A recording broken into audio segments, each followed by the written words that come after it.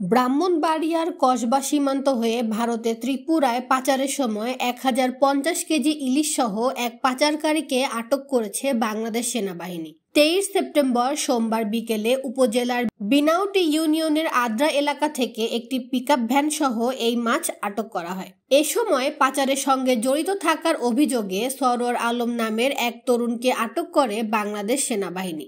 আটক সরওয়ার আলম ওই এলাকার বাসিন্দা। স্থানীয় ও উপজেলা প্রশাসন সূত্রে জানা যায়, একটি পিকআপে করে ভারতে পাচারের উদ্দেশ্যে মাছগুলো নিয়ে যাওয়া হচ্ছিল। গোপন সংবাদের ভিত্তিতে আদ্রা গ্রামের ভেতরে অভিযান চালায় বাংলাদেশ সেনাবাহিনীর একটি আভিযানিক দল।